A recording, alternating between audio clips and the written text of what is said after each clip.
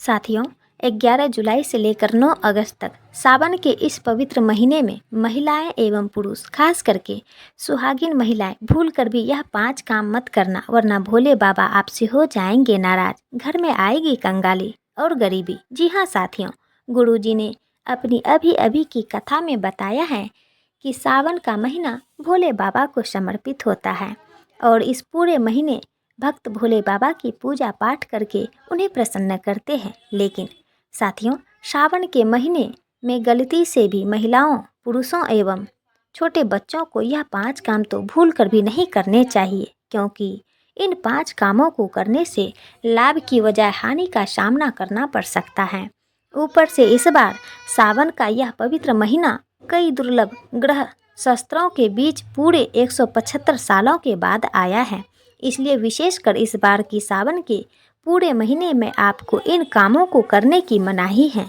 अगर कोई भी स्त्री हो या पुरुष बिना जानकारी के इन कामों को करता है तो उससे भोले बाबा रुष्ट हो जाते हैं और उसे आजीवन निराश रहना पड़ता है। वही साथियों, शास्त्रों में ऐसा कहा गया है कि सावन जैसा पुण्यकारी महीना और कोई नहीं है। इस पूरे महीने व्यक्ति के द्वारा किए गए सभी पुण्य कर्मों का फल 10 गुना होकर मिलता है। लेकिन यदि सावन के पूरे महीने में आपसे जाने अनजाने में भी 5 ऐसी गलती हो जाती है तो उस गलती का 100 गुना दुष्परिणाम भी हमें भोगना पड़ता है, जिसके प्रभाव से भोले बाबा प्रसन्न होने की बजाय क्रोधित हो जाते हैं। खासकर सुहागन महिलाएं इस बात का विशेष ध्यान रखें, वरना घर में आएगी गरीबी और कंगाली।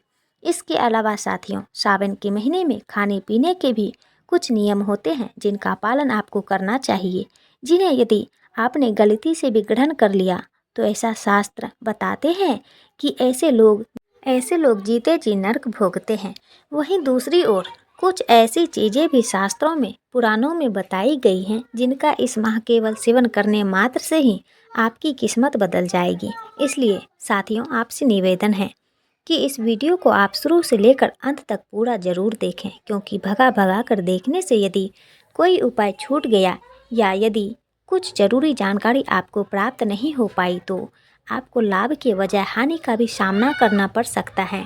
इसलिए साथियों, वीडियो को पूरा ज़रूर देखिएगा। लेकिन उससे पहले यदि आप भी भगवान शिव जी के सच्चे भक्त हैं और इस सावन के पवित्र माह में उनकी कृपा, उनका आशीर्वाद प्राप्त करना चाहते हैं तो कमेंट बॉक्स में हर हर महादेव जरूर लिखिएगा। साथियों, 2025 में सावन का महीना 11 जुलाई से लेकर 9 अगस्त तक रहेगा।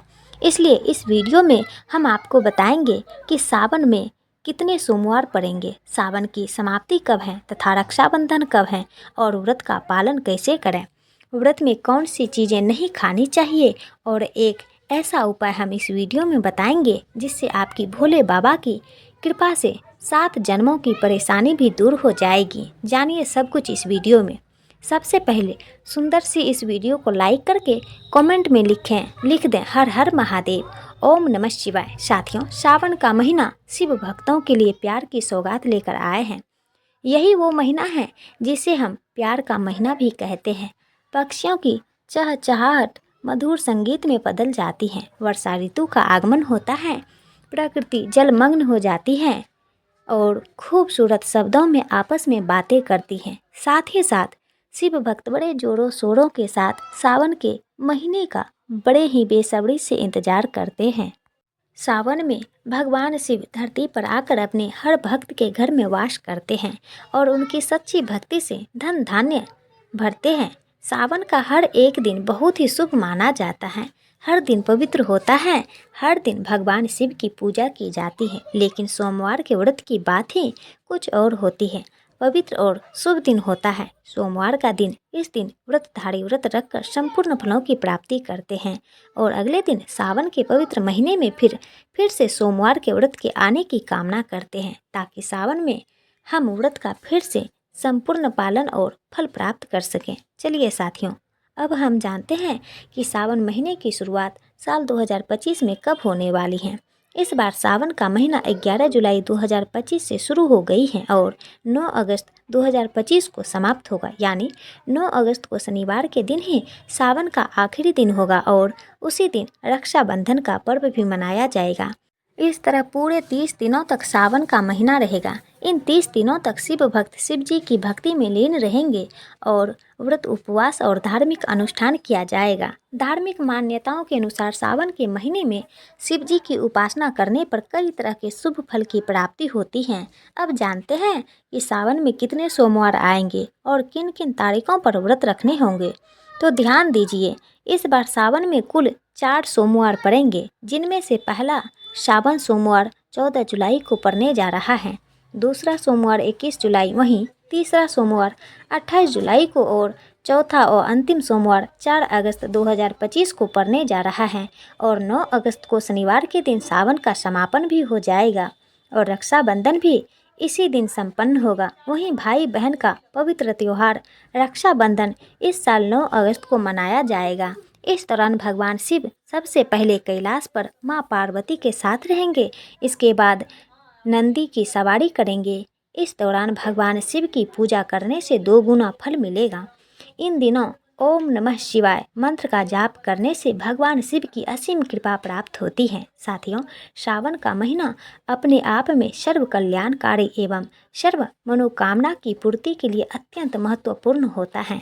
मान्यता है इस पूरे महीने विशेषकर सोमवार के दिन समस्याओं के अनुसार कुछ विशेष उपायों को करने से व्यक्ति को मनोवांछित फल की प्राप्ति होती है एवं जीवन में चल रही समस्याओं से निजात मिलती है। चलिए साथियों, ऐसे में हम जानते हैं सावन के इस पवित्र महीने में कौन सी गलती नहीं करनी चाहिए जिससे कि शिव नाराज ना हो। और सावन व्रत में यह फल तो कभी मत खाना, नहीं तो भगवान भोले बाबा आपसे क्रोधित हो सकते हैं और आपका व्रत टूट सकता है। आइए जानते हैं कुछ ऐसी गलतियां जिन्हें सावन के महीने में भूलकर भी नहीं करना चाहिए। साथियों, नंबर 1, शास्त्रों में कहा गया है कि व्रतधारी को उधार मांगकर फल आदि नहीं खाने चाहिए। सावन के महीने में ऐसा करने से पाप लगता है और व्रत अधूरा रह जाता है। सोमवार का व्रत हो या कोई भी व्रत क्यों न हो, पड़ोसियों से मांगकर फल वगैरह नहीं खाना चाहिए। व्रत में उधार मांगकर खाने से व्यक्ति का व्रत झूठा हो जाता है और सावन जैसे पवित्र महीने में जब व्यक्ति ईश्वर की शरण में आता है तो उसे झूठ नहीं बोलना चाहिए, कर्ज नहीं लेना चाहिए, चुगली आदि नहीं करनी चाहिए और खासकर उधार मांगकर खाना बिल्कुल नहीं चाहिए। अगर कोई अपनी मर्जी से व्रत में कुछ खाने को देता है तो वह खा सकते हैं, लेकिन सावन के महीने में उधार मांगकर फल आदि खाना उचित नहीं होता। इससे पाप लगता है और व्यक्ति की पवित्रता भंग हो जाती है। साथियों, नंबर 2, सोमवार का व्रत हो या सावन के महीने का कोई और व्रत, आपको नाशपाती नहीं खाना चाहिए। दरअसल इस फल का नाम ही नाश से जुड़ा है, यानी नाश करने वाला, इसलिए इस फल को व्रत में नहीं खाना चाहिए।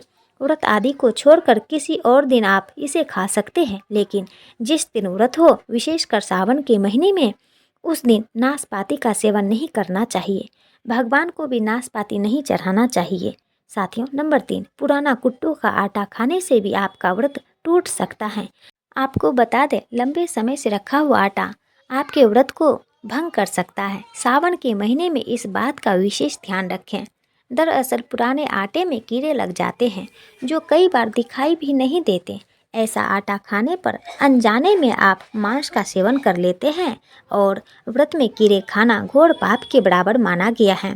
इसलिए सावन व्रत में ताज़ा आटा ही प्रयोग करें। लंबे समय से रखे हुए आटे से व्रत की शुद्धता भंग होती है। साथियों, आगे की जानकारी बताने से पहले आपसे एक रिक्वेस्ट करते हैं कि अगर आप इस चैनल पर नए हैं तो चैनल को सब्सक्राइब करके वीडियो को एक लाइक ज़रूर करें। साथ ही आप अपनी राशि को कमेंट बॉक्स में ज़रूर डाल दें, क्योंकि हम राशि से जुड़ा भाग्य भी बताते हैं और भाग्य में चल रही परेशानियों को तत्काल दूर करने के लिए आसान से आसान उपाय भी बताते हैं। इसलिए आप अपनी राशि कमेंट बॉक्स में ज़रूर डाल दें। साथियों, चलिए जानते हैं और कौन कौन सी गलतियां हैं जिन्हें सावन में भूल कर भी नहीं करनी चाहिए। सावन का महीना बड़ा ही पवित्र महीना माना गया है, इसलिए इन 5 चीज़ों को भगवान शंकर जी के पास कभी नहीं रखना चाहिए। तो चलिए जानते हैं। साथियों, नंबर 1, जहाँ शिवलिंग या महादेव की कोई भी प्रतिमा रखी हो वहाँ पर भूल कर भी चप्पल जूते पहनकर नहीं जाना चाहिए। ज़रा सोचिए, जब आपके कमरे में कोई चप्पल पहनकर आता है तो आपको कैसा लगता है। उसी तरह सावन के महीने में जब आप मंदिर में जूते चप्पल लेकर जाते हैं तो महादेव भी नाराज हो सकते हैं और आपको मिलने वाला फल नष्ट हो सकता है। इसलिए मंदिर या शिवालय में हमेशा नंगे पांव भी जाएं, क्योंकि चमड़े की चप्पल अशुद्ध मानी जाती है, जिससे देव शक्तियाँ अप्रसन्न होती हैं। साथियों, नंबर 2, अक्सर महिलाओं को मासिक धर्म आता है और वे बिना बताए पूजा पाठ कर लेती हैं, जो कि शास्त्रों में वर्जित बताया गया है। सावन के महीने में खास तौर से महिलाओं को इस बात का ध्यान रखना चाहिए। इस समय मंदिर में प्रवेश करना, शिवलिंग को छूना, घर के पूजा घर में जाना, भगवान की मूर्ति को छूना या तुलसी में जल देना भी वर्जित है। कहा जाता है कि जब देव शक्तियाँ इस स्थिति में क्रोधित होती हैं तो घर में गरीबी, कलह और दरिद्रता आने लगती है, इसलिए यह गलती कभी नहीं करनी चाहिए। साथियों, नंबर 3, शास्त्रों में बताया गया है कि जहाँ शिवलिंग होता है वहाँ पर सभी देव शक्तियाँ सक्रिय रहती हैं। सावन के महीने में अगर आपने अपने घर में शिवलिंग स्थापित किया है तो उस पर प्रतिदिन जल अर्पित करना आवश्यक है। शिवलिंग से लगातार ऊर्जा निकलती है और जलधारा उसे संतुलित करती है। कई लोग घर में शिवलिंग तो रख लेते हैं लेकिन हफ्तों तक जल नहीं चढ़ाते, जो कि गरुड़ पुराण के अनुसार अच्छा नहीं माना गया है। यदि आप नियमित रूप से सेवा नहीं कर सकते तो घर में शिवलिंग स्थापित ना करें, नहीं तो इसके विपरीत परिणाम हो सकते हैं। साथियों, नंबर 4, शास्त्रों के अनुसार तुलसी और महादेव के बीच बगैर बताया गया है, इसलिए शिवलिंग को तुलसी के पौधे में या उसके आसपास कभी नहीं रखना चाहिए। सावन के महीने में कई लोग जाने अनजाने में शिवलिंग को तुलसी में रख देते हैं या तुलसी शिवलिंग पर चढ़ा देते हैं, जो कि बहुत बड़ी भूल मानी जाती है। इससे देवी देवता अप्रसन्न हो सकते हैं और घर में समस्याएं बढ़ सकती हैं। शिवलिंग और तुलसी के बीच उचित दूरी होनी चाहिए और तुलसी के पत्तों को शिव को अर्पित नहीं करना चाहिए। साथियों, नंबर 5, घर का मंदिर हो या बाहर का मंदिर, किसी भी मंदिर में ऐसे व्यक्ति को प्रवेश नहीं करना चाहिए जिसने स्त्री प्रसंग अर्थात संभोग किया हो या जिसने मांस का सेवन किया हो। सावन के महीने में यह बात और भी ज़्यादा महत्वपूर्ण हो जाती है। अगर आप शारीरिक रूप से अशुद्ध हैं तो मंदिर के आसपास भी नहीं जाना चाहिए। घर के बने मंदिर में भी ऐसी स्थिति में कोई साफ कपड़ा आदि डाल देना चाहिए ताकि कोई भूल से भी दर्शन ना करे। जरा आप ही सोचिए, क्या आप मांस खाकर या स्त्री के साथ शारीरिक संबंध बनाकर भगवान के पास जाएंगे और क्या भगवान आपसे प्रसन्न होंगे? बिल्कुल भी नहीं। वे आपसे नाराज हो सकते हैं और क्रोधित भी हो सकते हैं। शास्त्रों में इसे घोर पाप माना गया है। कहा गया है कि इससे व्यक्ति नरक में जाता है। ऐसा दुष्ट स्वभाव मनुष्य की बर्बादी का कारण बनता है। ऐसा कभी ना करें। ईश्वर के सामने हमेशा स्नान करके, मन को शुद्ध करके और पवित्र भाव से ही जाना चाहिए। सावन के महीने में जब भगवान शिव की विशेष कृपा प्राप्त होती है तब तो यह नियम और भी सख्ती से पालन करना चाहिए। इससे सभी देव शक्तियाँ आपसे प्रसन्न रहती हैं। साथियों, सावन के महीने में महादेव को ऐसे बेलपत्र कभी मत चढ़ाइए जो दोष युक्त हो। ऐसा करना बहुत ही अशुभ माना गया है। पौराणिक मान्यताओं के अनुसार बेलपत्र चढ़ाने से शिव जी का मस्तक शीतल रहता है। बेलपत्र से भगवान शिव की पूजा करने से दरिद्रता दूर होती है और व्यक्ति सौभाग्यशाली बनता है। इससे हनुमान जी भी प्रसन्न होते हैं क्योंकि वे शिव के ही अवतार माने गए हैं और इस बात को शायद ही कोई जानता हो। साथियों, अब जानते हैं बेलपत्र से जुड़ी कुछ खास बातें। सावन के महीने में चतुर्थी, अष्टमी, नवमी, चतुर्दशी, अमावस्या तिथियों को, संक्रांति के समय और सोमवार के दिन बेलपत्र नहीं तोड़ना चाहिए। पूजा से एक दिन पूर्व ही बेलपत्र तोड़ कर रख लेना चाहिए। साथियों, आपको बता दें, बेलपत्र कभी अशुद्ध नहीं होते। यदि आपको पूजा के लिए नया बेलपत्र नहीं मिल रहा है तो आप किसी दूसरे के चढ़ाए हुए बेलपत्र को भी स्वच्छ जल से धोकर भगवान शिव को अर्पित कर सकते हैं। साथियों, बेलपत्र में 3 पत्तियां होनी चाहिए। कटी फटी पत्तियां वाला बेलपत्र भगवान शिव को गलती से भी अर्पित ना करें। ऐसा करना शिव का अपमान माना जाता है और बेलपत्र की पवित्रता का भी हनन होता है। इसलिए बेलपत्र की पत्तियां एकदम साफ, सुंदर और पूरी होनी चाहिए।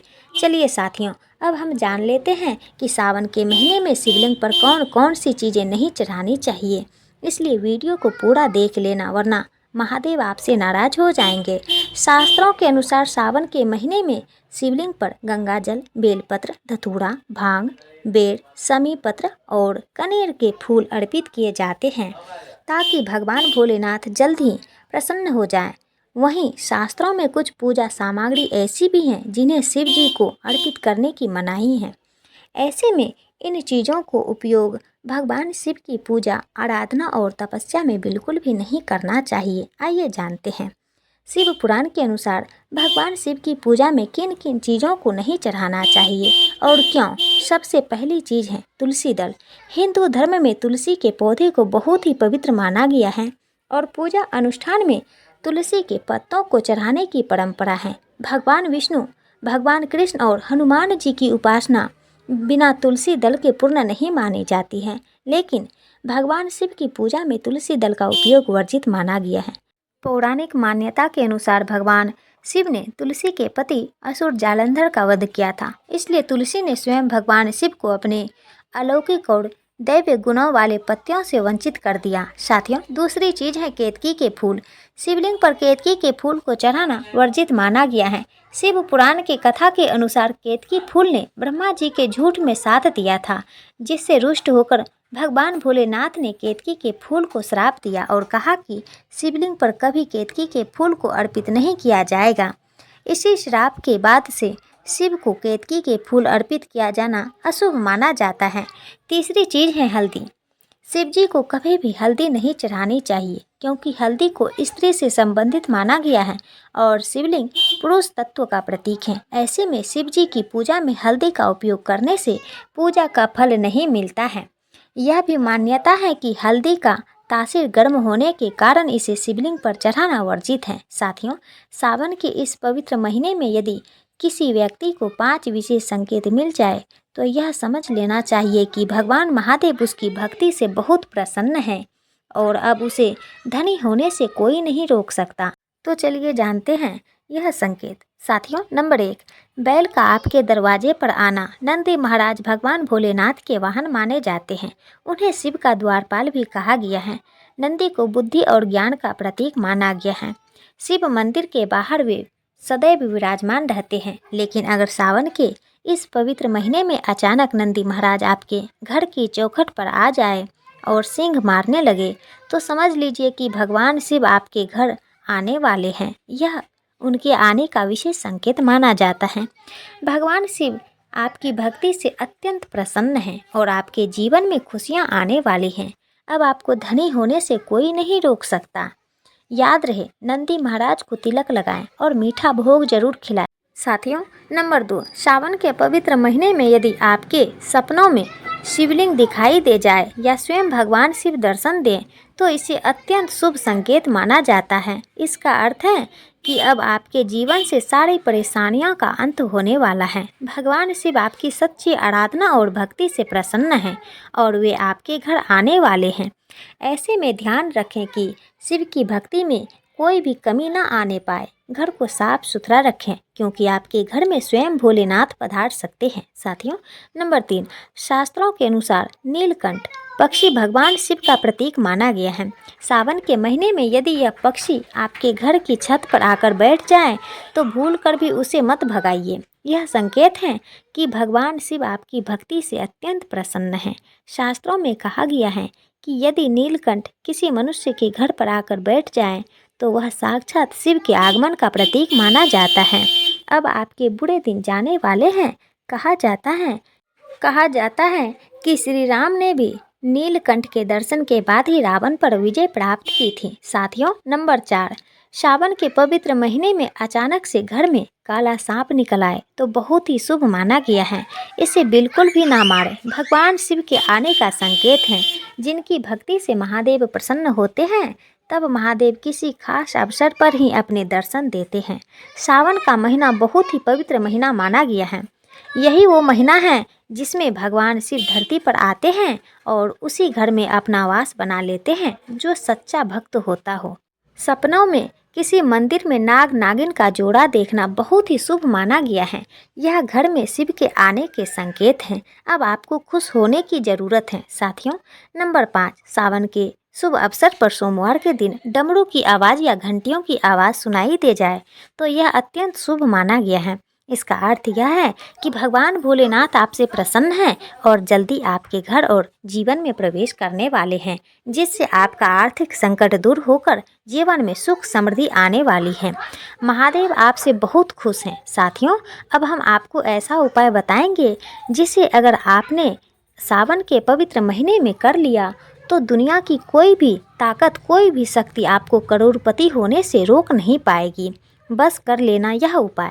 सावन बार बार नहीं आता है, उपाय जरूर करना है। इस समय भगवान शिव सक्रिय अवस्था में होते हैं, जो मांगो वो अवश्य पूरा होता है। तो चलिए शुरू करते हैं। सच्चे दिल से कमेंट बॉक्स में लिखें हर हर महादेव, नमः शिवाय और एक लाइक जरूर करें। आज का वीडियो बहुत ही सुंदर है, इसलिए एक लाइक आप कर दें। साथियों, सावन के पवित्र महीने में भगवान शिव के लिए एक लाइक तो बनता है। साथियों, 4 कामों में सबसे पहला काम है पक्षियों को दाना डालने से जिंदगी की बहुत सारी खुशियां मिलती हैं, जिसकी आप कल्पना भी नहीं कर सकते। पक्षियों को हर शनिवार और मंगलवार दाना डालने से जल्द कर्ज से मुक्ति मिलने लगती है। शिव पुराण के अनुसार भगवान शिव कहते हैं, यदि व्यक्ति के जीवन में कर्ज हो तो उसी समय उस व्यक्ति को पक्षियों को दाना डालना चाहिए तथा पानी पिलाना चाहिए। साथियों, नंबर 2, बंदर। सावन के पवित्र महीने में बंदरों को अगर हर मंगलवार मीठा और चना डाला जाए तो जिंदगी की वह हर मुश्किलें हल हो जाती हैं, जिसकी हर व्यक्ति को ज़रूरत है। बंदरों को खाना खिलाने से बजरंगबली बहुत ही प्रसन्न हो जाते हैं और आपके सारे कष्ट हरण कर लेते हैं। एक बंदर को मंगलवार के दिन भोजन कराने से 10 हनुमान चालीसा का फल प्राप्त होता है। 10 बंदरों को चना आदि केला खिलाने से 1000 बार हनुमान चालीसा पढ़ने का पुण्य प्राप्त होता है। साथियों, नंबर 3, सावन में काल भैरव की सवारी। कुत्ते। अगर कुत्तों को मीठे बिस्किट खिलाया जाए तो कर से मुक्ति तो मिलती ही है, साथ ही साथ घर में लड़ाई झगड़े और नकारात्मक ऊर्जा भी नष्ट हो जाती है। इसलिए यह उपाय भी करते रहें। भगवान शिव को पशुपतिनाथ यूं ही नहीं कहा जाता, इसलिए काल भैरव की सवारी। कुत्ते को सावन के महीने में भोजन अवश्य कराएं। साथियों, नंबर 4, गाय। साथियों, शायद आप नहीं जानते कि गाय में सारे देवी देवताओं का वास होता है और इन्हें इसी कारण गाय माता के नाम से भी जाना जाता है। अगर हम गाय को पहली रोटी खिलाएं तो इसका असर आपको उसी दिन से ही दिखने लगता है और धीरे धीरे हमारे सारे समस्याएं खत्म हो जाती हैं। अगर आपको किसी बात का भय लग रहा हो या फिर कोई चिंता सता रही हो तो ऐसे समय में सावन के महीने में आपको अपने सिर के ऊपर से 7 बार 5 बेसन के लड्डू उतारकर किसी काली गाय को खिला देना चाहिए। ऐसा करने से आपको कर्ज से मुक्ति मिलती ही है, साथ ही साथ हमारे सारे पाप भी मिट जाते हैं और दुष्ट शक्तियाँ भी दूर होती हैं। यह बहुत ही ज़रूरी जानकारी है। अगर आपको 10 दिन के अंदर कर्ज से मुक्ति पानी है तो सावन में इन 4 उपायों को अवश्य करें। साथियों, अगर आपको हमारी यह वीडियो ज़रा भी पसंद आई हो तो कृपया इसे लाइक करना बिल्कुल ना भूलें और अगर आप पहली बार हमारे संपूर्ण भक्ति सागर चैनल पर आए हैं तो सबसे पहले चैनल को सब्सक्राइब जरूर कर लीजिए और उस छोटे से बेल आइकन को भी दबा दीजिए ताकि जब भी हम कोई नया वीडियो अपलोड करें उसकी सूचना आपको तुरंत मिल जाए। और हाँ साथियों, अगर आपके मन में कोई सवाल है तो नीचे कमेंट बॉक्स में खुलकर लिखिए। धन्यवाद।